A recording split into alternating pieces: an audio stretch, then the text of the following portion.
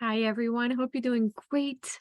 So, this week, I want to talk about the practice room superpower number 3, which is self-compassion, or as I also like to call it, self-respect. In episode 141 of the podcast, I talked about the practice room superpower number 1, which is mind over finger, this idea of being aligned before we just launch into mindless work. Practice room superpower number 2 in episode 142 was patience, and how when we really do take the time to be meticulous and nurture a skill, it really grows at its best. The last practice room superpower, and it is by no means the very last practice room superpower, but the last that I will cover in the series of practice room superpowers until the next series, is self-compassion and self-respect. Now, some people believe that this means to be negligent, to be nonchalant in the practice room, and it's not at all what it means. It is a superpower in the sense that it really allows you to be in the best mindset for efficient work. So when you're using very harsh language with yourself, it's okay to be demanding. It's okay to look for excellence. But the way that you talk to yourself can send you in one direction or the other. So when you're being very judgmental, using abusive language, when you're really lacking respect with yourself, what happens is that is bullying. And what do we do when we're being bullied? We defend ourselves. It's this fight or flight response that's being activated. So what happens when I talk about this in the podcast, you're waging this internal war. I don't know about you, but I'm not the most efficient at solving problems when I'm busy with all of this mind drama and all of this physical tension that this mind drama causes. So self-respect and self-compassion in the practice room, it's not a luxury. It doesn't mean to settle for less than what you're able to accomplish. It actually means to give yourself the proper mindset to accomplish very efficient work. So I wonder if you see how that's true for yourself.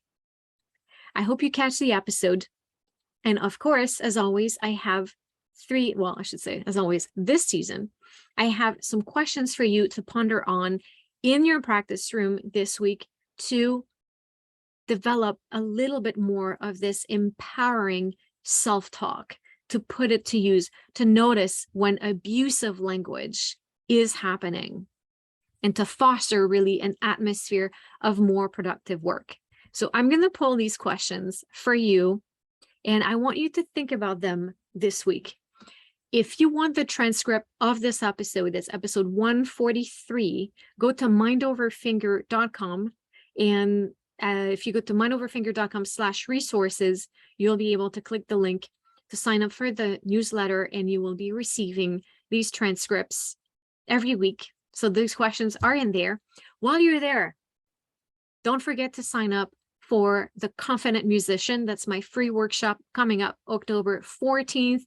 We're going to talk about all of the things that are going to help you perform at your best in your next performance, what's holding you back, how you can practice, how you can prepare, all of that nice stuff.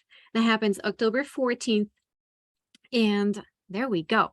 So some questions that you can ponder on this week. If my inner voice was a character right now, would it be a loving and supportive mentor or a nagging bully? Which one is it for you? Tell me. Because we know how things are when we're being yelled at. The kind of work that we do when someone is just ranting in our ears, right? What sentences do I most often repeat to myself in the practice room? Are they helpful? How can I turn them around into sentences that are helpful? So catch these sentences and maybe even write them down on a piece of paper so when they come back, you can catch yourself in the act of abusing yourself. When I say those things to myself, do I feel supported or do I feel judged? You will know which one it is by the way you feel. If you feel judged, you will feel less than. You will feel diminished. You will feel stiff, tense, incapable, or less than capable. If you are feeling supported, you will feel expanding. You will have courage. You will feel able to look at the issues, find the solutions, and work towards the result that you want. So when you repeat these sentences, when you catch them, you write them down, look at them. Would you talk this way to a beloved student? Is this language you would use with someone else? If it's not, I don't recommend you use it with yourself, right? So I saw a post that was interesting this week where someone was saying, if we don't tolerate it from other people, we shouldn't tolerate it with ourselves. But the opposite is also true. If you speak yourself this way, if you speak to yourself this way, you will tolerate it from other people as well. Because this will prove that you are justified to talk to yourself this way. So I think a good question to ask is, would you talk this way to someone, to a student that you're trying to help, to a friend that you're trying to support? So what language would you use with these people? And this is the language that you want to start using with yourself in the practice room. So think about these questions, get the transcript at mindoverfinger.com, sign up for the October 14th. Make sure to catch also episode 141 and 142 if you haven't yet, and let me know what you're thinking. Have a great week, everyone.